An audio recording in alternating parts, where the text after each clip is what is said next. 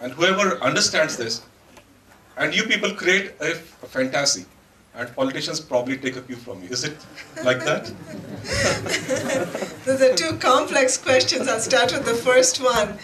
Do I feel that in this world now reading and writing is becoming less, and maybe the other experiences, the visual experience or the internet and all of those things are becoming more, movies?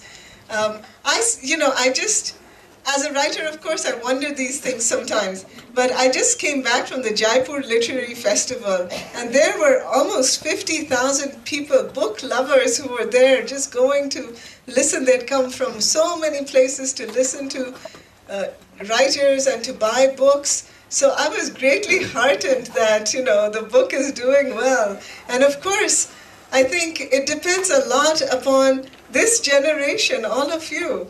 Is the book going to survive? Is the book going to go well? A lot of it depends on whether you pick up those books and you find something of value in them. Books are obviously, they are some of the most amazing artifacts, if we can call them artifacts. Through books, think of all the things that we can do. Things that are different from what we can do by watching a movie, even a good movie. Because when we read a book, the movie has to be created in our head. So we are using our powers of the imagination, our power to envision things in a way that's far more strong. And we're using that capacity in us, which if we don't use, will slowly dwindle away. And it is that power to be a visionary and to imagine things that will lead you to succeed in all of these other wonderful areas that you're training in. So I think the book and the reading of the book is a very important experience, but fortunately I think many other people also believe that, and as I said, going to Jaipur really made me feel happy that the book is alive and well. But, my message or my appeal to all of you young people is, don't forget the book, because the experience you get from the book is just amazing. It's just nothing else can.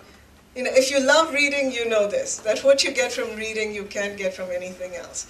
And the other wonderful thing about reading is, if you love reading, you will never be bored. You will never be alone. You will be with some of the greatest minds of the universe. And who would not want that? Who wouldn't want those people to be their companions? The other question is even more complex. So I think what I would say is that yes, not only politicians, but I think many people look at what's going on in the universe. And again, they look at books which have taken those situations and dramatized them. And they learn a lot about human behavior. I think that's all of us. I have learned so much about human behavior in times of catastrophe, but also in other dramatic times or tragic times by reading books. And the thing is that once we learn it, we don't want to exploit it. We want to use it to help other people. So hopefully the politicians will do that. That's the last little bit which has to fall into place. Hello, ma'am. Yes. Ma'am, suppose you have a story into words. So, what kind of things you need to do? When is the time you'll decide, okay, now I'm ready to put everything which I have in my mind into words? All the time. And not only that, I have this idea, it's a great idea, but it's a complicated and difficult idea. How will I put it down, right? What if I mess it up when I'm starting to write it? But the answer is that you have to, like they say in that slogan, just do it.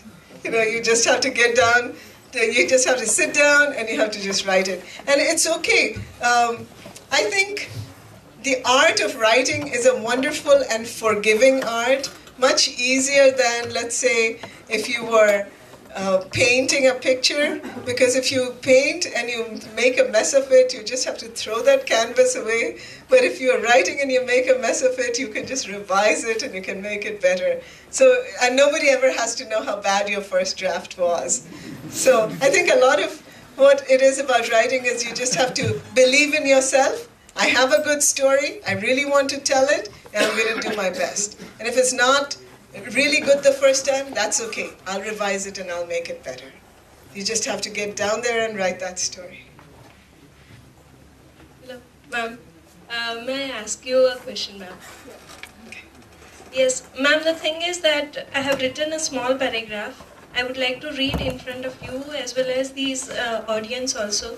Whenever I am talking about or thinking about diasporic writing or diaspora community, I end up with one question. And that question will be, I will tell you after reading this small paragraph. May I? Okay. The title story, The Unknown Errors, this is a paragraph from my dissertation. I have my dissertation degree on Chitra Banerjee CD4's The Unknown Errors of Our Lives. The title story, The Unknown Errors of Our Lives, depicts the cultural clash that the diasporic is compelled to face on his adopted land. Mother culture works at an unconscious level. Adopted cultural habits remain superfluous and momentary. All the pleasures and luxuries related to the adopted way of life gets dim when they confront the home culture. The mixture of cultures, home and adopted, torture the adopter psychologically. One's own way of life is simple and normal. To him, the other is different. One is culturally perfect and believes firmly that the other is not the way I am. One is reasonable himself and the other extremist. Despite the feelings for otherness, either on one's own side or on the opposite side, the diasporic people search for self-identity on the other land. Many have proved themselves successful, but only after paying a high price. Ethnicity has a tight bondage with oneself. It can never be discarded, just as the complexion of the skin. Howsoever modernized they may be, the diasporics try their level best to connect to their ethnic identity. And in case they fail to do so, they feel decentered with identity lost. Ma'am, this is my observation of diasporic writing, and this is my feel towards diaspora community. And my question is that does diaspora end up with a compromise? Well, that's good. I liked what you wrote about the complexity, the confusion, the battle that goes on once we've left our homeland and we've come to another culture, and then those cultures. This is what I have found in your stories, ma'am. This is just... Yeah, yes, thank you. Now, I have to, of course, give a little preface, which is that, writers like to write about dramatic and tragic things. If you remember Tolstoy, in the beginning of the novel Anna Karenina, he makes a remark. He says, happy families are all alike. It's only the unhappy families that each have their own story. So basically what he's saying is that, happy circumstances, there's not much you can write about them. It's only in tragedy that the depths of the human being, is plumbed, and the best of a human being comes out in those difficult situations. So in my stories, as in Tolstoy, as in Tagore, as in many great writers who have inspired me, we choose those moments of conflict, right? Now, so that is not to say that there aren't many hundreds of diasporic people who are perfectly happy where they are, who don't experience even 1 minute of conflict. They're they've decided, I'm here, this is good. Right? So we have to remember. But generally, literature isn't written about those people. Sometimes people ask me, why are your stories so sad? Is everybody's life sad like that? So I said, no, that's just my imagination. It's just attracted to those sad things. There was a classroom conversation when my MPhil studies were going on, and I told my teacher that I'm never going to be there. No. You always have to remember that literature will portray that dramatic part, and ads will portray the other part.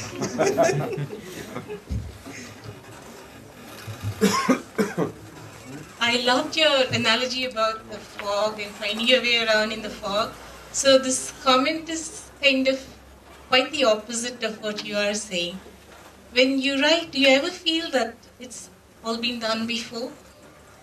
That is a good question. Do I ever feel like it's all been done before? You mean by another writer? Yes. Well, this is what I feel when I write something. I feel, okay, I've read this, I've done, been there and done it kind of feeling. Yeah. Well, that's why it's important to, if you want to be a writer, you've got to be a reader. so that you know what's out there. You know, it's just like any of the sciences or the industry. Got to know your competition, right? And then you can see what's being done before, and then you'll say, no, okay, I'm interested in the same thing, but I'm going to come at it from a different angle. And then you decide, how is it, what will bring out the originality of your vision? But that's why I think if we read a lot, then we kind of know what's out there. But it's quite amazing that if we think deeply, it's amazing how much original substance we can come up with. Because I think we have these great depths inside of us. And if we learn how to go deep into them, all kinds of amazing things do come out. I mean, I'm often surprised. People ask me, well, where do you get ideas for stories? Or sometimes, like with One Amazing Thing, there's a particular incident. But sometimes at the most random moments, a great story idea will just come to me.